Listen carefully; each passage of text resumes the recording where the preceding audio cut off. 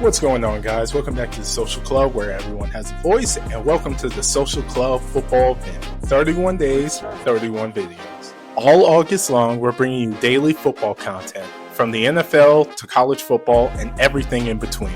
Expect videos on Heisman frontrunners, NFL MVPs, bold predictions, hot takes, and more as we gear up for the new season. Make sure to subscribe to our YouTube channel and hit the notification bell so you never miss a day of football content. We're building more than just content. We're building a community. So make sure to comment your thoughts below every video and let your voice be heard.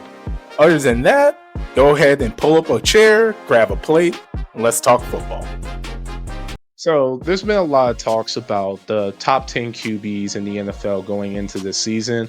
And a lot of this, I have to give my respects to Cam Newton for even bringing this up.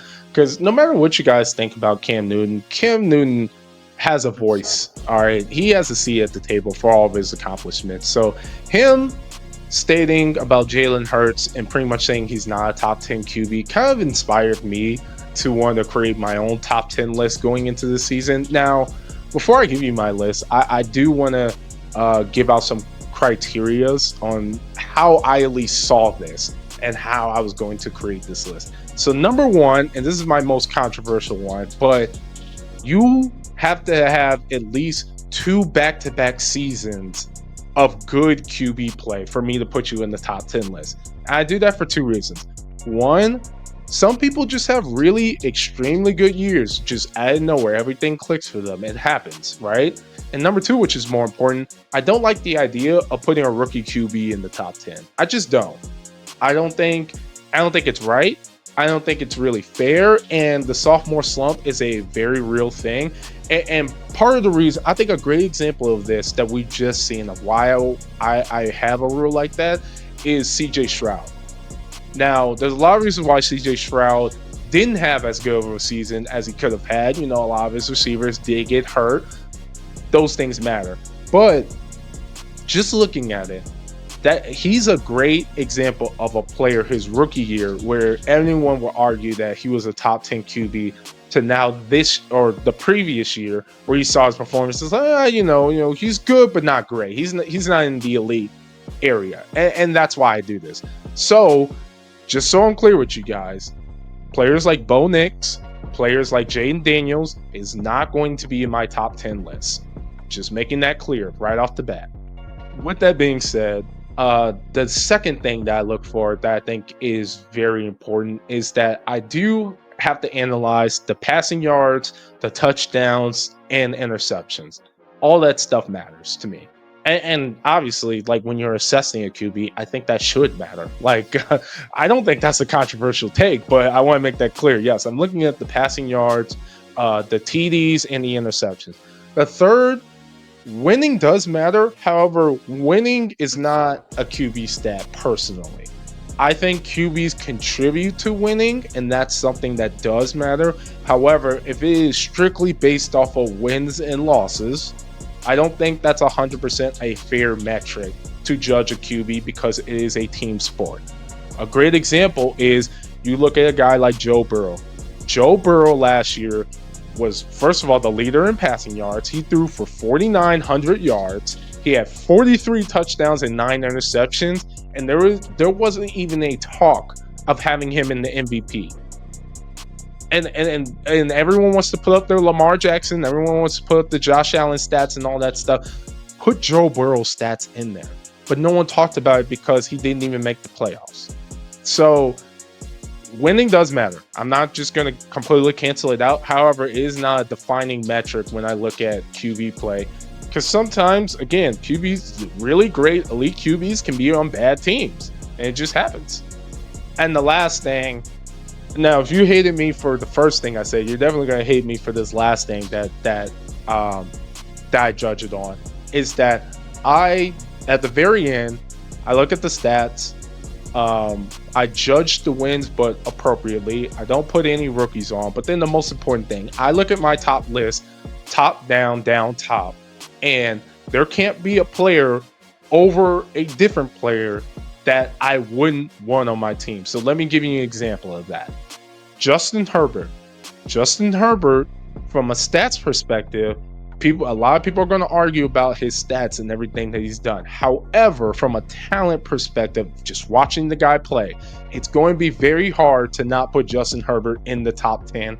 And if you guys weren't biased, you guys would agree. There's no way you would look at the list when I have it finished and you'd be like, oh, this person should go ahead of Justin Herbert or vice versa, and anything like that. So I just want to make it clear that is also the last thing, is that at the very end, there is an eye test. There is a watching a person play, and it's like, I would have this person on my team versus another person. I understand they have better passing yards, TDs, and all that stuff, but fundamentally, if I was building a team, I would draft this person over this person.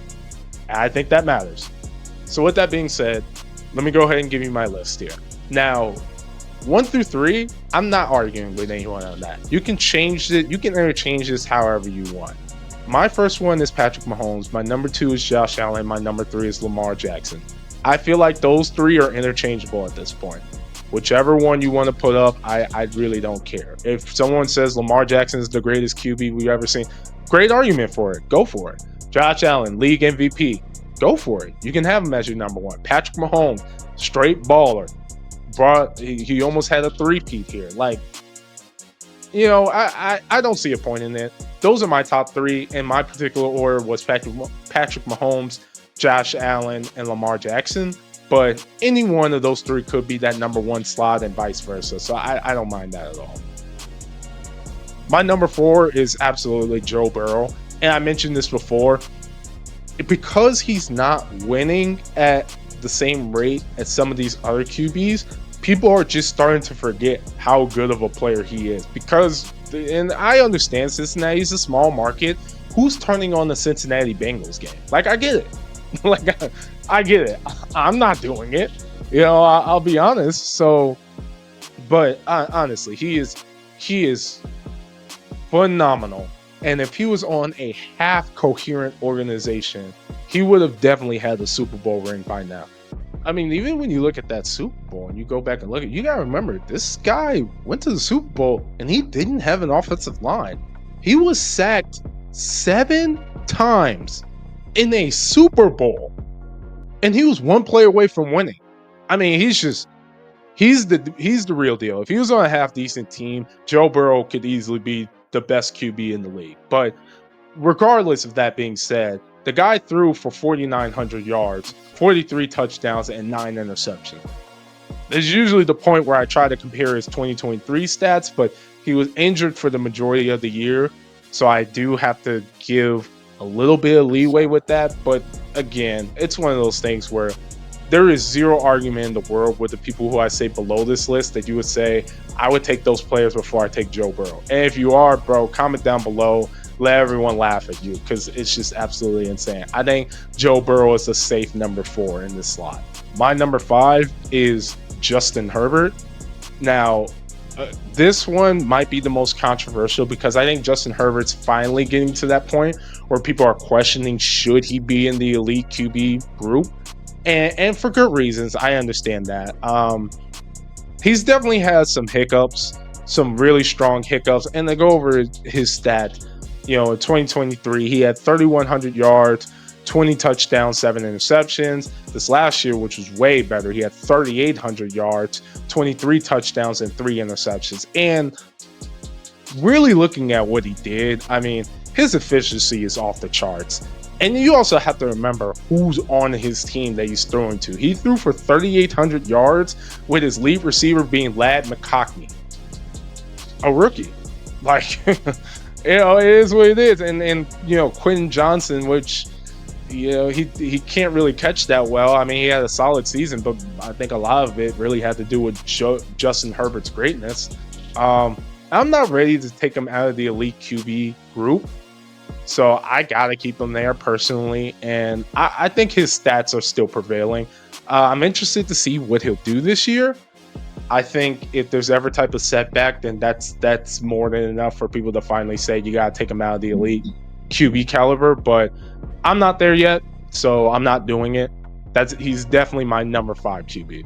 Number 6, I got to go with Matthew Stafford. Now, I might be an old head for throwing this in, but when you talk about elite QBs, the formal argument of when you say a QB is elite and also wins is not a QB stat, I firmly believe that was made because of Matthew Stafford. All those years he was on the Lions and how elite he was as a QB for how bad that team was. I think those criteria were specifically made because of Matthew Stafford. And he really hasn't slowed down. A lot of people forget that Rams team, after they won the Super Bowl, they were supposed to rebuild. And that team never rebuilt at all. It is absolutely phenomenal. They were dead in the water in terms of cap space, in terms of draft picks. They literally sold out to get Matthew Stafford, won the Super Bowl, and then Matthew Stafford's greatness in and of itself has kept them relevant to the point to where he was the only one who almost beat the Eagles in the playoffs. He was a drive away from beating the Eagles. Like, you know, when we talk about elite, I mean, Matthew Stafford will always be on that list. You can't take that away. He's got to be top 10. And the stats still show for it as well. I mean, 2023, he had 3,900 yards, 20 touchdowns, 8 interceptions. And 2024, 3,700 yards, 24 touchdowns, and 11 interceptions. So he's still got it, no matter how old he is. And maybe this is the old head in me remembering his good old days, but I mean, he's still there, has not slowed down. He's my number 6 guy. He's definitely my number 6 guy.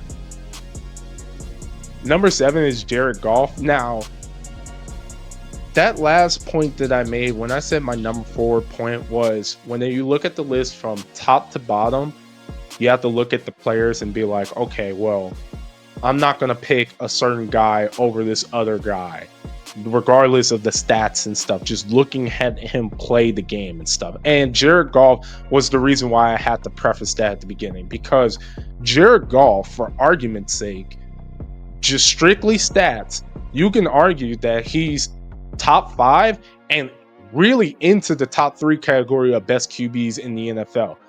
But if you guys watched any of the first 5 that I said, then you're not going to argue. You're not going to argue that Jared Goff needs to go ahead of them. Like, you obviously are not. And that's kind of where we're at. And that's why I have to make that point when it comes to Jared Goff. Now, Jared Goff, stats are out of this world. Absolutely phenomenal. 4,500 and 4,600 yards between 2023 and 2024. Passing, just as spectacular. Back-to-back 30 touchdown seasons, 30 touchdowns, 12 interceptions in 2023, 37 touchdowns and 12 interceptions in 2024. Absolutely phenomenal. Literally earshots away from making it to the Super Bowl. I mean, just high caliber QB play. But at the end of the day, Stafford, Justin Herbert, Joe Burrow, Patrick Mahomes, Josh Allen, and Lamar Jackson. You look at those 6 players, doesn't matter what you say, you know you would pick those 6 players before you pick Jared Goff. And that's the most important thing. That's what the top 10 is all about, man. Jared Goff, absolutely phenomenal, but he's in my 7th spot there. Number 8 for me, this one might be a little bit controversial, but that's what I'm all about. That's why I tell you to let your thoughts be heard, but I gotta go with Baker Mayfield here. Man, I thought his career was dead in the water, to be honest with you, but again, man, stats don't lie, man. You see it, he can throw that ball. He can throw that football for sure. Back-to-back 4,000 yard passing between 2023 and 2024. I mean, it's just, he's got it. You know, 2023, 28 touchdowns, 10 interceptions. 2024, 41 touchdowns, 16 interceptions. I mean, it's because of what we thought Baker Mayfield was going to be, which was a bust, versus what he is now. I think that's what makes it so hard for people to say he's an elite passer and we need to put him in the top 10 list, but he's got it. He absolutely got it, man. He's got to be in the top 10. I'm arguing with anyone on this one. He's definitely earned that spot. He's my number 8 guy. Number 9, I got to go with Jordan Love. Now, this might be the point where everyone turns off their computer screen, but you got to hear me out on this. Jordan Love is a top 10 quarterback. And it pains me to say that because I am a Bears fan, but I have to be objective with this. He is a top 10 quarterback. There's just no doubt about it. 4,100 yards in 2023, 3,400 yards in 2024, 32 touchdowns, 11 interceptions in 23, 25 touchdowns, 11 interceptions in 24. Now, he did have a drop off this last year, but people forget that he was hurt, number one, and two, you have arguably a top 10 running back and Josh Jacobs. So to split the carries with him, and obviously you look at his stats and how many touchdowns he's gotten for that offense, Jordan Love's a top 10 QB, and he's earned that spot. And it's the point that I made earlier, to where it's like, listen, man, at the end of the day, the stats are the stats, and what you see on the TV screen is what you see on the TV screen. He's got top 10 talent, absolutely, hands down. The only thing I will give you guys is that he does have a consistency issue. Some games he looks horrendous. He really does. But he looks way better in his good games than he looks bad in his bad games. And that's just where we're at. And my last one to round off the list is that I actually have Jalen Hurts on this list. So when it comes to Jalen Hurts, and I said this before in a previous video in my 31 days, 31 videos, but if you won the Super Bowl last year, going into this year, you should probably be on the top 10 list. I think it's very hard for a QB to win a Super Bowl the previous year and not be in the top 10 list going into the following year. Like, when you talk about top 10 QBs, isn't that the goal? Is to win the Super Bowl? Like that, I imagine that's the goal. You know, so if you win the Super Bowl the year prior, I think you've earned at least a top 10 spot. I think it's hard for you not to. And there are very few occasions in NFL Super Bowl history where you could make the argument that the QB shouldn't be a top 10. Good example is Nick Foles. When he won the Super Bowl with the Eagles, he didn't play for most of the year. And then he got into the playoff and was super hot. So that would be an example of a QB that won the Super Bowl the previous year, but going into next year, he shouldn't be a top 10 QB. But anyway, going over Jalen Hurts' stats. Now, I'm still under the impression that he had a shoulder injury for most of the games last year. I understand that means nothing, but it means something now that he actually won the whole Super Bowl. So now we can take that into consideration. 2023, he had 3,800 yards passing, 23 touchdowns and 15 interceptions. It doesn't seem like a lot because he's a dual threat QB. So you also have to add that he rushed for 15 touchdowns in that season as well. So in reality, in total touchdowns, it'd be 38 touchdowns and then 15 interceptions.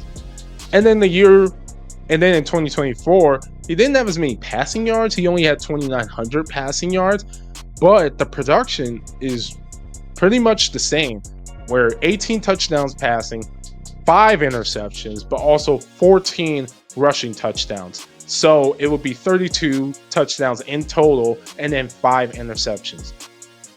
Everything I've seen, I think he is a top 10 QB. I don't think he's an elite passer per se, but I think he's a top 10 QB all around. And, again, I have to give it to him. He won the Super Bowl. Now, I've said this before, and I will say this every single time. The Eagles team was one of the most talented teams in NFL history. And going into this year, I think this is the most talented team in NFL history.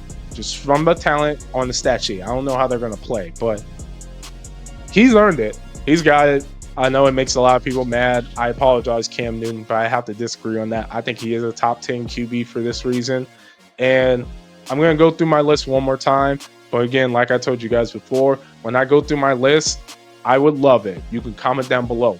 No one can argue in my list that there's a QB below on the list that is a better QB above the list that you would draft. No one's going to argue that. I guarantee it. Number 1, Patrick Mahomes. Number 2, Josh Allen. Number 3, Lamar Jackson. Number 4, Joe Burrow. Number 5, Justin Herbert. Number 6, Matthew Stafford. Number 7, Jared Goff. Number 8, Baker Mayfield. Number 9, Jordan Love. And number 10, Jalen Hurts. That's my list.